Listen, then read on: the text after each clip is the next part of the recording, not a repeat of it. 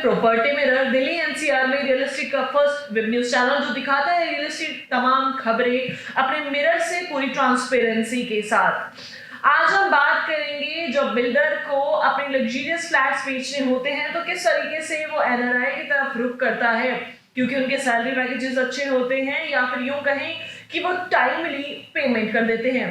लेकिन क्या बिल्डर वो अपने सभी वायदे पूरे करता है? क्या बिल्डर टाइमली पोजीशन उनको दे पाता है? अब इसी पर बातचीत करने के लिए हमारे साथ में वो सभी पीड़ित बायर मौजूद हैं जो दूसरे वतन से हमारे साथ में जुड़ चुके हैं। आइए एक एक करके उनसे बात करते हैं और जानते हैं किस तरह की धोखाधड़ी का सामना उन्हें करना पड़ा। सबसे पहले हम शुरुआत करेंगे लोकेश जी से। सर, आप बताइए कि आपकी कहां आपने निवेश किया और किस तरह की समस्याएं थी जिनका आप आज सामना कर रहे हैं। मैडम, मैंने वाटिका से घर खरीदा था 2009 में, दिसंबर 2009 में। एंड वो बेसिकली डेवलपमेंट प्लान के अंडर था। As they construct I was suppose to pay and they were suppose to ask the money in installment. That is what the agreement, and I had been paying all of their installment in time, and it was abruptly cancelled in 2014. But my money is still under doubt, and before cancelling in 2012, I think in February, they have reallocated also. So this is the issue which I am facing. तो अब हमने सुना है लोकेश जी की समस्या के बारे में कि उन्होंने वाटिका ग्रुप में अपना निवेश किया और उनको किस तरह की समस्या देखने को मिली। मोहित खंडेलवाल जी, आपके पास हमारी आवाज आ रही है, आप एक बार अपना इशू बताइए लोगों तक कि किस तरह की समस्या आपने देखी है। हमने 2011 के अंदर, ये जनवरी के अंदर वाटिका में विला बुक की थी और हमने पैसे उनको दिए। 2 साल बाद सडनली उन्होंने आके आर्बिट्रली उसको रीअलॉटमेंट कर दिया। हमें वो नई विला नहीं चाहिए, दूसरी लोकेशन नहीं चाहिए थी, पर हमें फोर्स किया गया उसको लेने के लिए। उसके बाद में हमने सब पैसे टाइम पे दिए, 30%, इनफैक्ट हमने 10% एक्स्ट्रा एडवांस भी दिया। और हमें वो बोलते रहे कि विला तैयार हो रही है, कुछ इशू है, लेकिन कुछ फिर बीच में 3-4 साल कोई बात ही नहीं हुई। 2016 में फिर उन्होंने जाके हम वापस से रीअलॉटमेंट कर दिया, अगेन आर्बिट्रली। और फिर 2017 के अंदर हमें सडनली एक दिन उठा के 3 डिमांड भेज दिए और 50% प्राइस बढ़ा दिया। जब हमने उनसे बात की उसको सॉल्व करने के लिए, तो हमें कहा कि भाई आप ये एक्स्ट्रा बढ़ गया है, इतना डिले हो गया है, तो अब आपको एक्स्ट्रा पैसे देने पड़ेंगे, वरना आप डिसाइड कर लीजिए। और उसके बाद में हमने पुलिस में भी FIR लॉन्च की, हमने इकोनॉमिक ऑफेंस विंग में भी गए, पर कहीं पर कोई हेल्प नहीं मिली। फिर फाइनली 2018 के अंदर हमने नेशनल कमीशन के अंदर केस जारी किया, जहां अभी भी वो इट्स इन प्रोसेस। पर उस दौरान मैडम हमने ये देखा कि मैं उस टाइम पे दुबई में था और सब लोगों से मेरी मुलाकात हुई, तो करीब 100-150 लोग हम ऐसे हो गए हैं जिनके साथ सिमिलर केस वाटिका ने किया है। आज 10-11 साल हो गए विला बुक कराए हुए, और अभी तक ना तो कोई कंप्लीशन हुआ है, ना वो देने की कोशिश कर रहे हैं, और वो आर्बिट्रली ना पैसे बढ़ाने की कोशिश कर रहे हैं, जैसे वो जो डिले हुआ है सारा पैसा वो हम ग्राहकों से ही लेना चाहते हैं। सतीश जी, हम आपसे जानना चाहेंगे अब क्या प्लॉट के साइजेस थे और किस तरह की जो इश्यूज हैं आपने फेस किए। नमस्कार दामिनी जी, मेरा भी सिमिलर केस है लोकेश जी जैसा। 2011 में मैंने ये बुक कराई थी प्रॉपर्टी वाटिका से, और मेरा प्लॉट साइज था 240 स्क्वायर यार्ड। और उसके बाद इन्होंने 2012 में रीएलोकेशन किया। जब रीएलोकेशन करने के बाद जो मेरे को मेरी फर्स्ट सेकंड प्रायोरिटी थी, तो जो उन्होंने प्लान दिया उसके हिसाब से मैंने चूज कर लिया। तो बाद में पता लगा कि वो लैंड अंडर डिस्प्यूट है, उनके पास है ही नहीं, और वो लैंड पे बैरिकेड था, तो उस पर कंस्ट्रक्शन की नहीं उन लोगों ने। और फिर काफी टाइम मैं पूछता रहा कि भी इसका क्या स्टेटस है, तो उनका ये था कि हम लोग देख रहे हैं due to unavoidable circumstances it is getting delayed and all that. और 2019 में उन्होंने कहा कि हम आपकी रीएलोकेशन दोबारा करते हैं, पर आपकी विला की प्राइस 50% बढ़ गई है, क्योंकि हमने एक इतना एरिया बढ़ा दिया है ऊपर। मेरे को उसका कुछ शो नहीं था, तो I was not willing to pay 50% मोर। और उसके बाद मैं भी लिम्बो में हूँ, मतलब जैसे सभी हैं, तो हमें भी वही कुछ नहीं है। और अभी सुनने में आया कि वो लोग नए विलास बेच रहे हैं उस लैंड पे। हमारे साथ बाकी 2 पीड़ित और मौजूद हैं, पीड़ित बायर, लेकिन उससे पहले मैं जानना चाहूंगी लोकेश जी से, सर आपने जब ये समस्याएं फेस की तो आपने किस अदालत का दरवाजा खटखटाया और उसके बाद में सामने से क्या प्रतिक्रिया आपको मिली? मैडम, मैंने सबसे पहले तो वाटिका से ही कांटेक्ट करने की कोशिश की। 2014 दिसंबर में इन्होंने मेरे को लेटर भेजा था और मैंने इन्हीं को संपर्क करने की कोशिश की। तो ये लोग घुमा फिरा के बात करते थे कि यस हम लोग कर रहे हैं, मैं आपको बात करूंगा, अभी मैं सीट पे नहीं हूँ, अभी मैं ट्रैवल कर रहा हूँ। ऐसे करते करते 1 साल निकल गया। उसके बाद जब मुझे लगा कि इन सब बातों से कुछ होने वाला नहीं है, तो मैंने नेशनल कमीशन में रिक्वेस्ट फाइल की। That request was going on. Basically वो 6-7 महीने तक ऐसा होता रहा। उन्होंने बोला कि एड्रेस करेक्ट नहीं है, आपका लेटर रिसीव नहीं हुआ। तब जाके अक्टूबर 2016 में मेरा केस रजिस्टर हुआ और उसके बाद से उन्होंने पूछा गया, इनके वकील जो वहां पे वाटिका को रिप्रेजेंट कर रहे हैं वो बड़ी थ्योरेटिकल सी बातें करते रहे कि हमारे पास है ही नहीं, हमारे पास जमीन नहीं है, हम कहाँ से देंगे, जबकि दूसरे लोगों को विला बेचते रहे। मुझे मार्केट में पता चलता है हमारे सर्कल में, एक्चुअली इन दुबई सर्कल में एनआरआईज को बहुत सारे इन्होंने जगह बेची है और काफी लोगों से पैसा लिया है। मैं फिर इनको दिसंबर 2015 के एंड में इनको मैं मिला हूँ यहाँ वर्ल्ड ट्रेड सेंटर में। इनकी एक अनदर सेल्स इवेंट थी, तो वहां पे हमने इनको पूछा। उनके सेल्स मैनेजर आए हुए थे, उनके नाम तो मैं नहीं यहाँ लेना चाहूंगा क्योंकि वो बेचारे एम्प्लॉयज ही हैं, लेकिन वो लोग आए हुए थे और उन्होंने बात की ठीक से और मुझे लिख के भी दिया कि मैं। सर क्या वजह बताई थी आपको दूसरा विला प्रोवाइड कराने की, जिसके लिए आपने निवेश किया था वो विला ना दिया जाए और दूसरा आपको दिया जाए? इसकी सर क्या वजह बताई थी बिल्डर ने? मैडम, पहली बार में इन्होंने ये बोला कि ये वाला नहीं बन पा रहा है। That was in February 12। Then 2015 के एंड में जो बोला वो जो आपको अलॉट किया गया था दोबारा, वो भी नहीं बन पा रहा है। आपको हम एक वाटर टैंक के ऊपर है वहां देंगे। हमने कहा वहां पे नहीं ले सकते हैं, आप लैंड के ऊपर दीजिए, किसी कंस्ट्रक्टेड स्ट्रक्चर के ऊपर मत दीजिए। तो इन्होंने बोला कि ठीक है हम आपको दूसरा वाला दे देते हैं। स्ट्रीट नंबर 5.5 पे कोई इन्होंने एक पर्टिकुलर नंबर भी दिया था, I can share that number also. और मैंने बोला कि I don't believe you guys, you had been saying lot of things. आप डिफरेंट टाइम पे डिफरेंट तरह की बातें करते हैं, आप मुझे लिख के दे दीजिए। तो मैं वही मीटिंग में ही था, तो उन्होंने मेरे को लिख के ईमेल भेजी और उस पर कंफर्म किया कि ठीक है हम आपको ये वाला देंगे। उसके बाद मैं वहां से वापस आया हूँ, तो वापस आने के बाद वो फिर अपनी बात से मुकर गए। मैंने बोला कि आप मुझे कागज भेज दीजिए, तो उन्होंने फिर बात करनी शुरू की कि हम आपको 360 वाला देंगे। उसके पैसे बताए उन्होंने कि 2 करोड़ लगेंगे, और जबकि हमारा एग्रीमेंट तो इसका 1 करोड़ के आसपास का था। तो बेसिकली मुझे ऐसा लगता है कि वो कोशिश ये कर रहे थे कि ज्यादा से ज्यादा पैसे लिए जाए कस्टमर से, उनको दूसरी प्रॉपर्टी दी जाए, और instead of giving the same जगह। अब हमारा तो पर्पज, मैडम हम लोग भी नौकरी पेशा आदमी है इधर। विला बोलने के लिए विला वो एक छोटा सा घर है 240 गज का। मैं यहाँ पे नौकरी करके बच्चों को पाल रहा हूँ और एक विला अपना घर खरीदने के लिए कोशिश कर रहा हूँ दिल्ली में। And it is not unfair to ask that kind of something and trust a builder to buy that. But unfortunately आज की तारीख में हम लोग बिल्कुल अदर में फंसे हुए हैं। हमें कहीं से कोई जवाब नहीं मिलता, पुलिस कंप्लेंट करने के लिए वो रास्ता नहीं है। हमें हमारे वकील लोग भी बता देते हैं कि ये वाला केस ऐसे सही नहीं है, बिल्डर ऐसे सही है। तो कस्टमर कहाँ पे जाए? कस्टमर के लिए कोई रेमेडी नहीं है। प्रशासन कहाँ पे है, सरकार कहाँ पे है, जुडिशरी कहाँ पे है? We really don't know. चलिए विपुल जी, हम आपसे पूछना चाहेंगे कि किस तरह की धोखाधड़ी आपके साथ में हुई, बिल्डर ने किस तरह की मनमानी आपके साथ में की? नमस्कार मैडम। मैंने क्या हुआ था कि सन जून 2008 को मैंने 240 स्क्वायर यार्ड पर मैंने एक घर बुक किया था वाटिका में। मैं उस समय इंडोनेशिया में काम करता था। I am a telecom engineer. आज मैं नाइजीरिया से बोल रहा हूँ इस समय।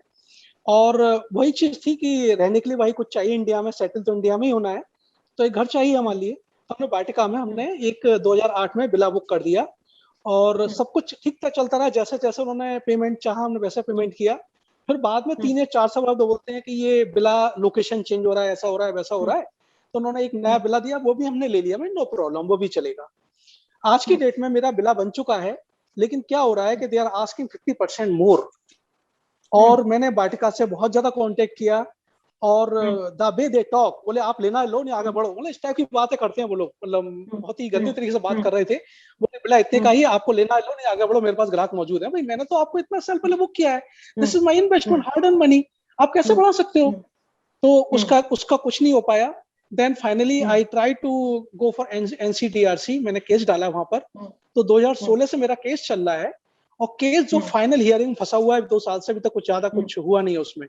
तो this is just under final hearing, तो अभी कुछ सुनवाई पता नहीं कब होगी, क्या होगी, आई डोंट नो। तो this kind of problem I have.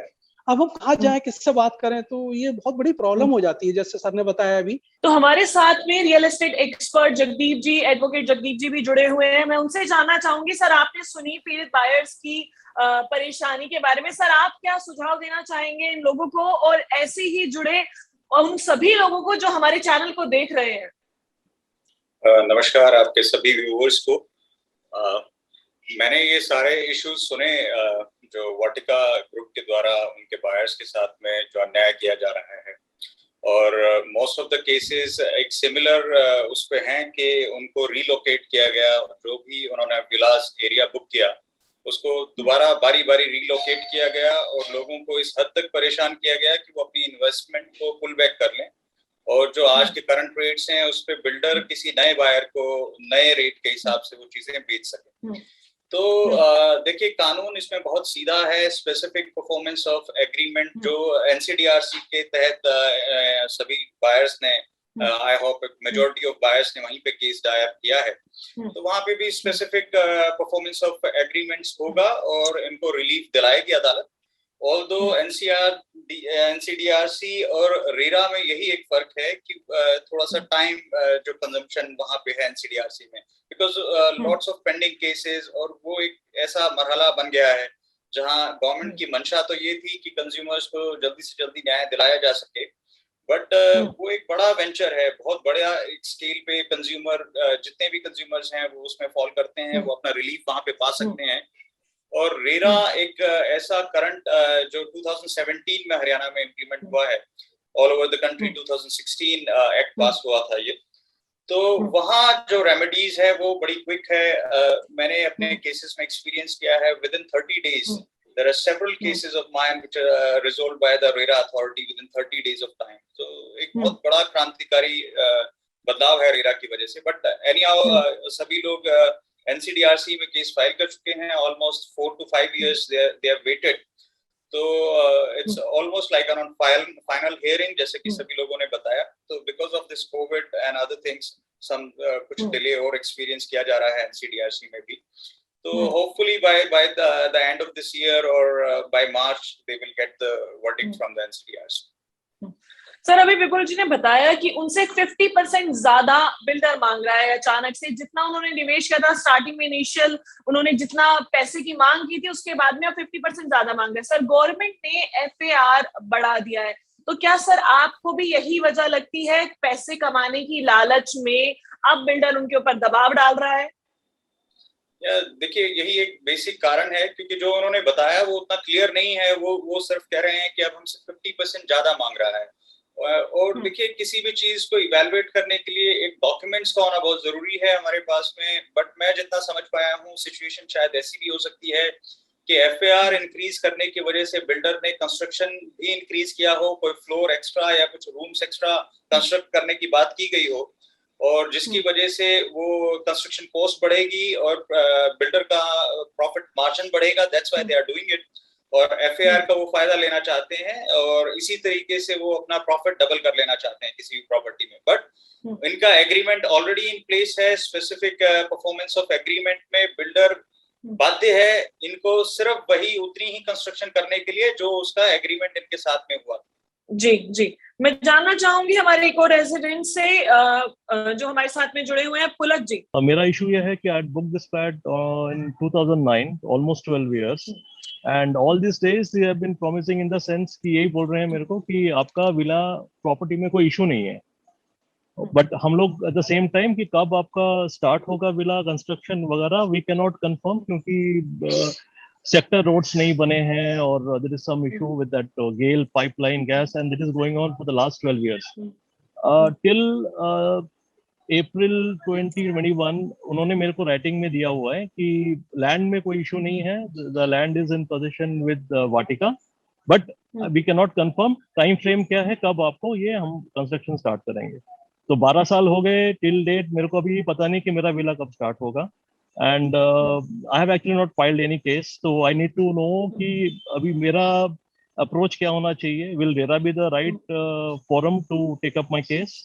Jagdeep ji, आपने इन लोगों की समस्या सुनी, अभी अभी आपने लोकेश जी को सुना। मैं आपसे सर गुजारिश करूंगी कि एक बार आप एक एडवाइजर के तौर पर उन्हें एडवाइस करें कि किस तरीके से, किस रास्ते पर जाके वो अपने सपनों का आशियाना दोबारा से ले पाए, या फिर उन सभी बायर्स को, जो इंटरेस्टेड बायर्स हैं, वो इस तरह की धोखाधड़ी में ना फंसे। देखिए, मैं सिर्फ इतना कहूंगा कि जो बिल्डर जिसकी मंशा बहुत क्लियर हो चुकी हो, जो कंस्ट्रक्शन को उस हिसाब से प्रोग्रेसिव नहीं कर रहा है जिस हिसाब से उसने बायर से पैसे लिए हैं, तो बायर का ये पहला फर्ज होना चाहिए कि वो अप्रोप्रिएट अदालत में जाए और अपने चीजों को वहां प्रेजेंट करे। वो बिल्कुल ऐसे बिल्डर्स से वेट ना करे कि वो एक दिन सुधर जाएगा और वो उनके हिसाब से काम करने लगेगा। अभी 80% of builders in this market they only listen to courts. जब कोर्ट उनको बुलाता है और उनसे वो सवाल करता है तो वो बड़े ही तहजीब और तमीज के साथ में सारे जवाब वहां पे देते हैं। और जबकि हमेशा ये देखा गया है बायर्स को कुछ इस तरीके से ट्रीट किया जाता है, और यहाँ तो ये शायद कंट्री में नहीं रहते हैं, बाहर रहते हैं। Otherwise I have heard of many such builders those who are treated buyers through bouncers and other. तो उनके ऑफिस में जाते हैं तो बाउंसर्स मिलते हैं वहां पे, बट ऐसे बिल्डर्स को हमने देखा है अपने घुटनों पे आते हुए और बायर्स के साथ में जस्टिफिकेशन अपनी प्रस्तुत करते हुए जब बायर कोर्ट का दरवाजा खटखटाता है। तो इनको ये पहला काम है, और दे आर ऑल काफी जागरूक बायर्स हैं जो कि एनसीडीआरसी में अपने केसेस प्रेजेंट कर चुके हैं। नाउ इनको वेट करना चाहिए एनसीडीआरसी के डिसीजन का, रादर अपने आप को और पैनिक करना उस बायर के, उस बिल्डर के साथ में कम्युनिकेट करके। क्योंकि जब आपने अपना केस को प्रेजेंट कर दिया है कोर्ट में, now it's through the courts channel, through your advocate, you take an advice and proceed. Because आप दो पैरेलल चीज चलाएंगे तो सिर्फ पैनिक आपको होगा, और बिल्डर हमेशा ये बूस्ट करता है, there is psychological factors as well. Builder हमेशा ये बूस्ट करता है ऐसी सिचुएशंस में कि बायर्स कुछ पैसा लेके प्रोजेक्ट से निकल जाएं जो कि वो करंट प्राइसेस का बेनिफिट ले सके। तो मेरी एक रिक्वेस्ट है, ऑल दोस बायर्स जो अपने केसेस को ऑलरेडी कोर्ट्स में ले जा चुके हैं, तो वो अपने एडवोकेट से हमेशा इन टच रहें, और वो ऐसे बिल्डर से कम्युनिकेशन थोड़ा सा रिस्ट्रिक्टिव करें या थ्रू अपने एडवोकेट करें, जो कि आप पैनिक में नहीं आएंगे। और आज की जो हमारी अदालतें हैं वो इस समस्या को समझती हैं, और इस समस्या को देखते हुए ही पार्लियामेंट ने 2017 में रेरा को इम्प्लीमेंट किया। So all the authority know the things, but देखिए एक प्रोसेस है, लीगल एक प्रोसेस होती है और उसको फॉलो करना होता है। कोर्ट्स को भी गाइडलाइंस है, courts is not that free कि वो कुछ भी डिसीजन दे देंगे।